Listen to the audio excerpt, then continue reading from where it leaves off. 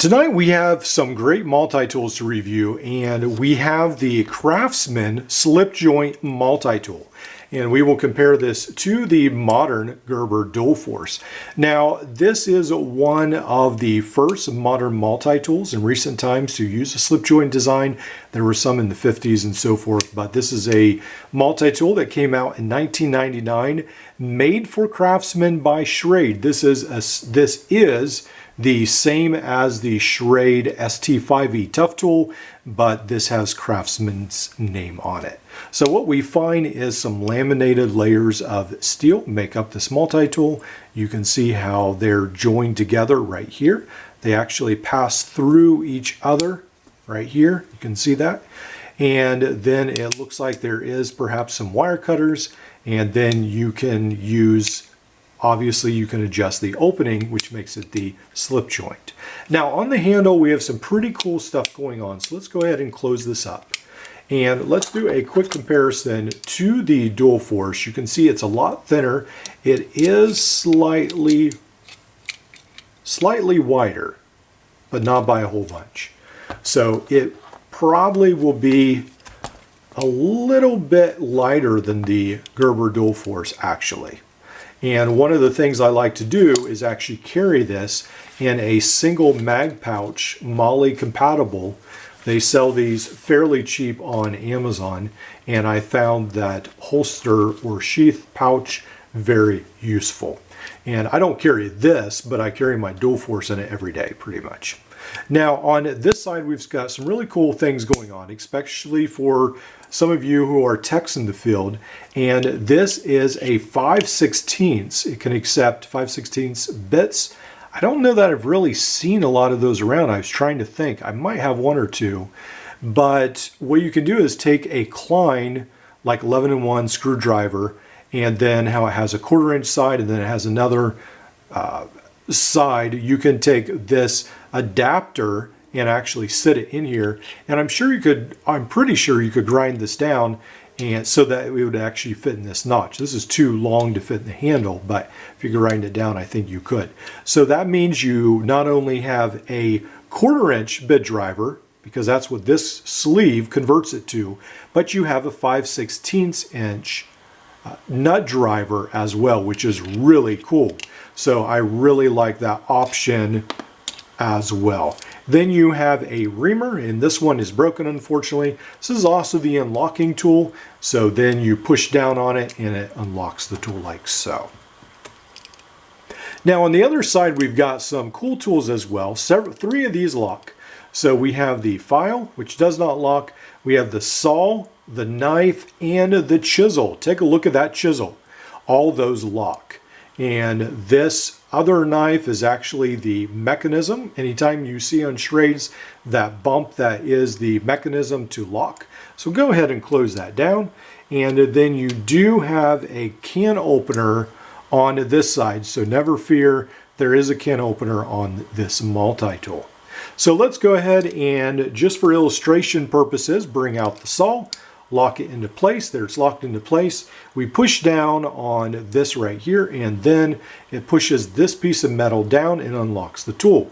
So pretty cool. I really like the feature, and this is a really neat tool. Now, China, or Schrade rather, has multi-tools made in China, and they have a version of this that is the plier version, but not the slip joint version. And the slip joint, the regular plier version, isn't too bad. It's not made as good, near as good now it's made in China. The quality has suffered a little bit, but it's still fairly tough. And this, I really wish they would bring this back and make this in the US.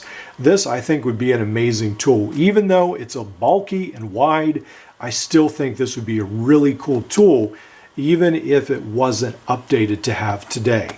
You will find, if you try to find this on eBay, it runs about $100 or so for a good version of this.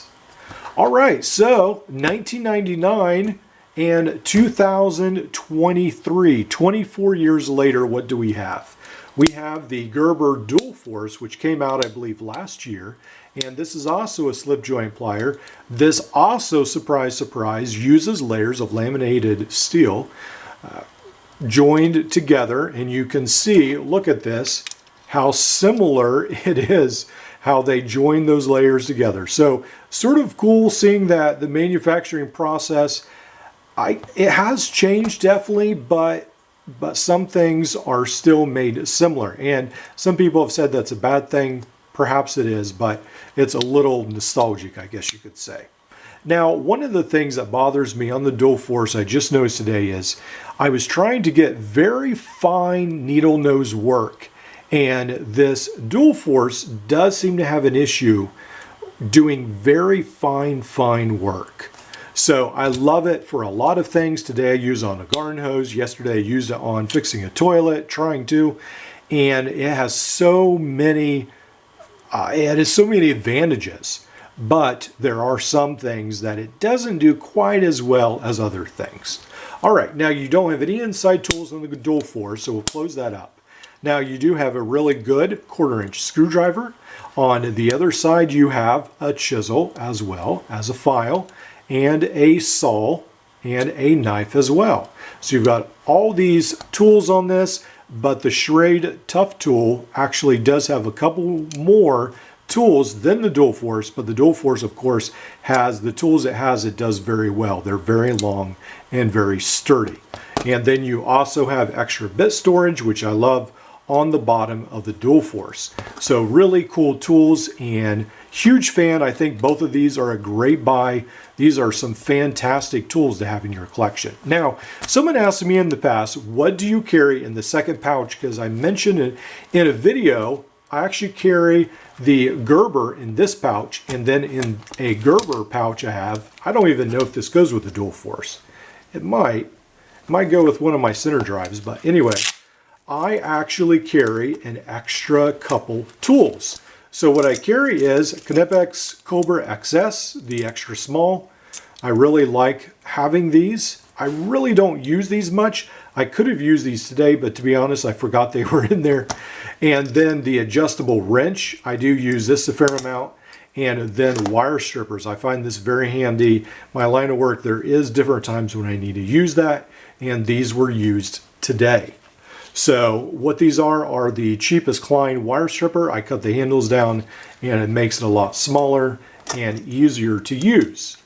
Now, if you give that to an electrician, he'll want his full-size ones, but I do like the handiness of having the cut-down handles.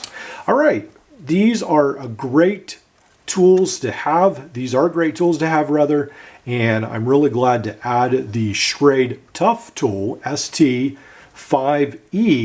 to my collection, and I definitely think that's one worth adding to yours as well. I'll see you in the next video.